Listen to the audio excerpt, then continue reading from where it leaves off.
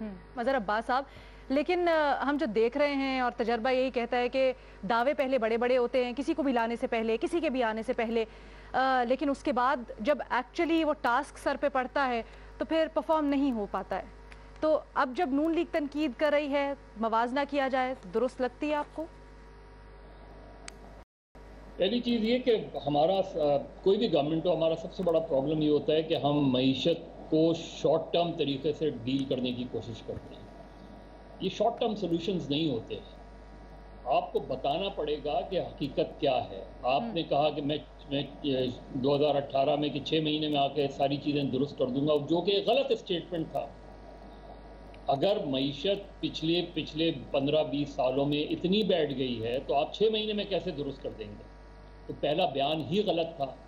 پھر آپ نے شارٹ ٹرم سولوشنز کی طرف گئے آپ، جو کہ غلط جو ہے وہ پالیسی تھی، غلط فیصلے تھے، اور اسی وجہ سے آج تک آپ سنبھل نہیں پا رہے.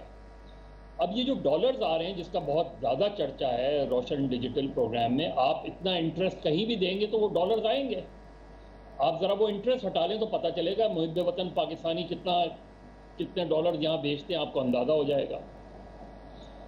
میرا خیال ہے کہ مسلم لیگ نون کا موازنہ تو نہیں ہو سکتا، اس لیے کہ ظاہر ہے اگر معیشت اس طرح بیٹھی نہیں ہوتی تو یہ صورتحال اس نہج پہ نہیں آتی جس نہج پہ آ گئی. لیکن اس حکومت کے تینوں فائنانس منسٹرز اٹھا کے آپ دیکھ لیں، ان میں سے 2 تو ایسے ہیں جو پچھلی حکومتوں کے فائنانس منسٹرز تھے.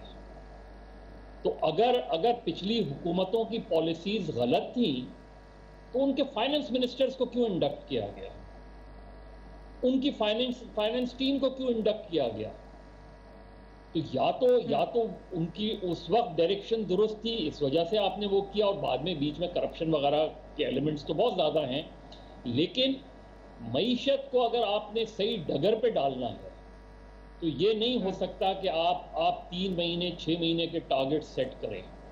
وہ تو پھر آپ کو لانگ ٹرم ٹارگٹ سیٹ کرنے پڑیں گے اور لوگوں کو بتانا پڑے گا. جس طرح ہماری بہت سی پالیسیز ایسی ہوتی ہیں جس میں کنسسٹنسی چاہیے ہوتی ہے، معیشت بھی انہی میں سے ایک ہے. تو مینجمنٹ کے لحاظ سے آپ کو نون لیگ کی تنقید درست لگتی ہے، خاص کر جو وزراء کی تبدیلیاں دیکھیے تنقید یعنی ان کی یہ تنقید تو درست ہے کہ موجودہ حکومت کوئی ڈائریکشن سیٹ نہیں کر پا رہی، اور اگر آپ ڈائریکشن سیٹ نہیں کر پا رہے گے تو اس کے فال آؤٹس آپ کو آگے چل کے پتہ چلیں گے، اس کے نتائج آپ کو آگے چل کے پتہ چلیں گے. اب کیا مجھے بتا سکتے ہیں شوکت ترین کہ ان کو یہ یقین دہانی کرائی گئی ہے کہ وہ اگلے 2.5 سال فائنانس منسٹر رہیں گے؟ کیا کانفیڈنس کس وقت آتا ہے انویسٹر کا؟ جب آپ کو یہ پتا ہو کہ یہ فائنانس منسٹر رہے گا، جب آپ کو کھل کے کھیلنے کا موقع دیا جائے، پتہ چلے کہ آپ یہیں. اور دوسرے عام آدمی کی سطح پر اگر آپ دیکھیں، عام آدمی اچھا یہی جو آپ کی بات ہے نا، ایک منٹ علینا لاست بات، عام آدمی کی سطح پہ دیکھ لیں، عام آدمی کے یہ ایشوز نہیں ہیں. اس کا ایشو یہ ہے کہ مجھے روٹی جو ہے وہ 10 روپے کی مل رہی ہے کہ 12 روپے کی مل رہی ہے آج. اگر وہ 12 روپے کی مل رہی ہے تو آپ کی اکانومی کتنا ہی گرو کر رہی ہو، وہ آپ کو برا بھلا کہے گا. کہ جو لوگ 4 روٹیاں 3 روٹیاں ایک وقت کی کھاتے ہیں، وہ اب 2 روٹیوں پر آ گئے ہیں، تو وہ آپ کے لیے کوئی اچھے الفاظ ادا نہیں کریں گے. یہ ایک عام آدمی کی اکانومی ہے جو روٹی اور پیاز پہ گزارا کرتے ہیں.